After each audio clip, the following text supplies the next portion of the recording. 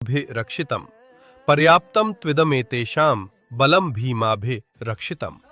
अनुवाद: हमारी सेना की शक्ति असीमित है और हम भीष्म द्वारा सुरक्षित रूप से संगठित हैं, जबकि भीम द्वारा सावधानी पूर्वक संगठित पांडव सेना की शक्ति सीमित है।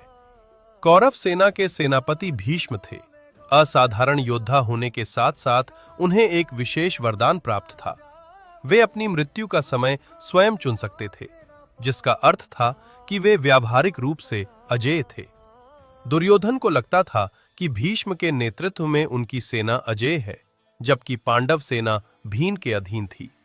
इसलिए दुर्योधन ने भीष्म की शक्ति की तुलना अपने चचेरे भाई भीम से करना शुरू कर दिया कि विनाश काले विपरीत बुद्धि, जिसका अर्थ है कि अंत निकट आने पर अहंकारी लोग अपनी स्थिति का विनम्रतापूर्वक मूल्यांकन करने के बजाय अहंकार में लिप्त हो जाते हैं। भाग्य की ये दुखद विडंबना दुर्योधन के इस आत्म प्रशंसापूर्ण कथन में स्पष्ट रूप से झलकती है कि भीष्म द्वारा सुरक्षित की गई उनकी सेना असीमित थी। हालांकि कौरव और पांडव दोनों ही भीष्म के पोते थे और कुरु परिवार के सबसे बुजुर्ग जीवित सदस्य होने के नाते उन्हें उनकी भलाई की चिंता थी। वे पांडवों के प्रति सहानुभूति रखते थे, लेकिन हस्तिनापुर की गद्दी और उसकी प्रजा के प्रति अपने नैतिक दायित्व से बंधे हुए थे। इसलिए अनिच्छा से ही सही उन्होंने कौरव सेना का नेतृत्व करते हुए पांडवों पर आक्रमण किया।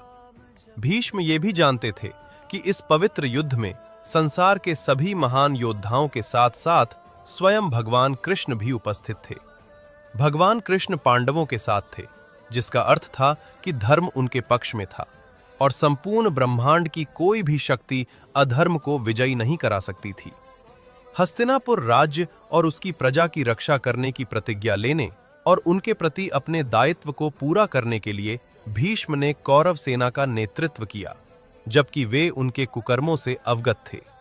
भीष्म का ये निर्णय उनके दृढ़ चरित्र और रहस्यमय व्यक्तित्व को दर्शाता है। वे पांडवों के प्रति सहानुभूति रखते थे, लेकिन हस्तिनापुर की गद्दी और उसकी प्रजा के प्रति अपने नैतिक दायित्व से बंधे हुए थे।